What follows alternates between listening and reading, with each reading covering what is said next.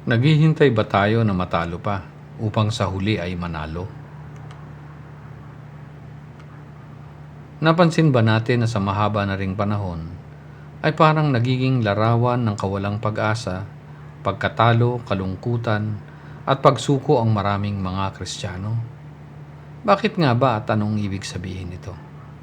Ang nararanasan nilang buhay ngayon ay tila nakatakdang mabigo at makaranas ng kasawian. Dahil sa paniniwalang hanggat hindi dumarating ang pagbabalik ni Jesus, ay patuloy silang tinatalo ng kalaban.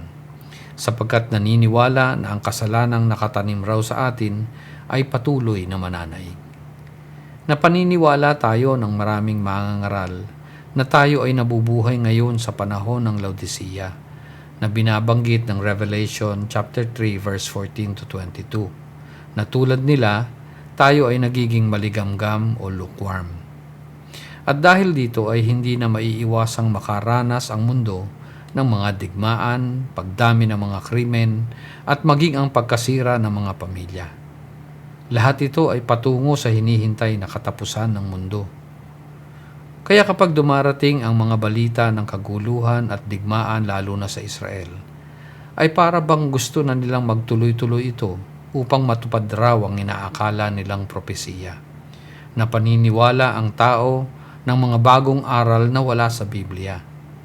Nakakalungkot sapagkat lahat ng ito ay inaasahang dapat raw na maganap bilang tanda ng malapit ng pagdating ni Jesus upang pisikal silang iangat sa alapaap at iligtas sa lahat ng ito. At maaari nga raw na maganap ito anumang oras at sandali ngayon. Pati ang mga programang pagliligtas at pagsasaayos ng kalikasan ay hindi na raw kinakailangan sapagkat magugunaw naman rin lang ang mundo. At kapag may mga nagpapatuloy na magsagawa nito, ay pinagsasabihan silang mas pinipili pa raw nila ang manatili sa mundo kaysa sa pangako ng bagong langit at lupa. Sapagkat may kasabihan raw na hindi mo na pinakikintab ang mga kagamitang nasa palubog ng barko. Binabanggit pa nila ang mga hula sa Biblia at pagkatapos ay ipatutungkol ang mga ito sa ating parating na panahon at sasabihing dapat na maganap pa lang sapagkat hindi sila naniniwala na ang mga ito ay naganap na.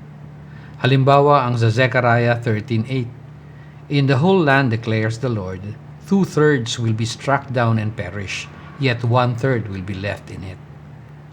Talaga bang gusto pa nilang mangyari ito? Isang nakakapangilabot na pangyayari na naganap noong AD 70, na kung saan ay napakarami ang mga pinahirapan at pinatay, ang tinawag na Siege of Jerusalem, na pinatutunayan ng mga aklat ng kasaysayan. Hinahanap ba natin ang katotohanan para sa pangangailangan pa na maganap ang lahat ng ito? Kaysa paniwalaan ang mga tunay na pangyayari na naganap ng lahat sa Biblia? Wala na ba sa atin ang liwanag ng katwiran para maniwala pa sa mga bagong aral at doktrina at ipagpalit ang mga ipinasulat ng Espiritu ng Diyos sa kanyang mga lingkod?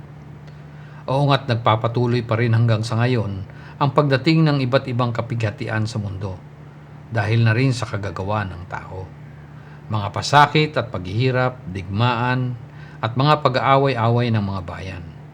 Nagpapatuloy ang mas malubha pang kasamaan, mga pang-aapi, ang kasakiman ng malalakas na bansa at kawalan ng pag-ibig sa maliliit. Nararanasan pa rin ng marami ang taggutom at paglaganap ng mga malulubhang sakit. Lahat ng mga ito ay dulot ng ating makasariling gawain. Hindi plano ng Diyos na tayo ay pahirapan pa sapagkat nagtagumpay na nga ang kanyang anak. Oo, ang lahat ng ito ay mga paghihirap na nararanasan natin.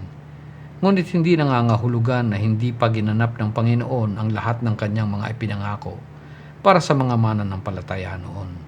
Sa katunayan, dahil sa kanyang mga utos at babala, ay nakaligtas ang mga naniniwala sa kanya noon mula sa matinding kapighatian na dumating sa Jerusalem noong AD 70. Ito ang babala ni Jesus noon sa kanila. Luke 21, verse 20 to 24. "But when you see Jerusalem surrounded by armies, then recognize that her desolation is near. Then those who are in Judea must flee to the mountains. and those who are in the midst of the city must leave, and those who are in the country must not enter the city. Because these are the days of vengeance, so that all things which are written will be fulfilled. Woe to those who are pregnant and to those who are nursing babies in those days, for there will be great distress upon the land, and wrath to this people.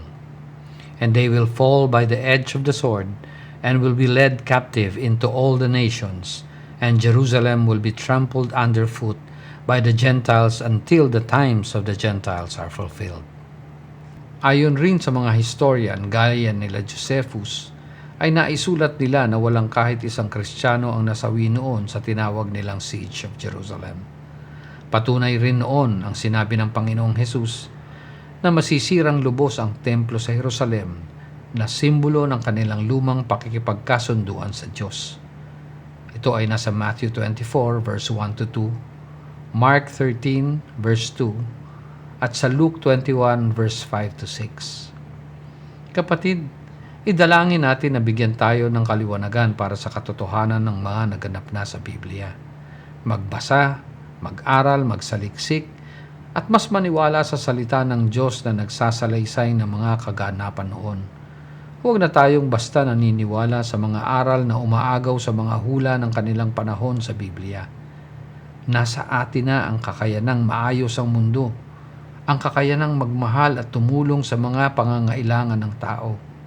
Ang gawin ng tama, hindi lang para sa ating sarili ngayon, kundi para sa hinaharap ng ating mga anak.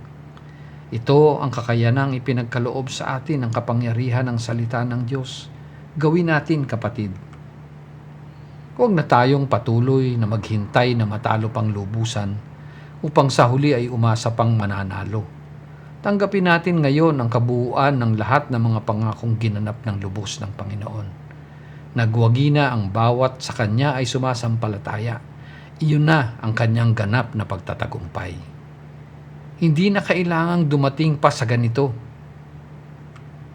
sapagkat nagtagumpay na at hindi na dapat matalo pa.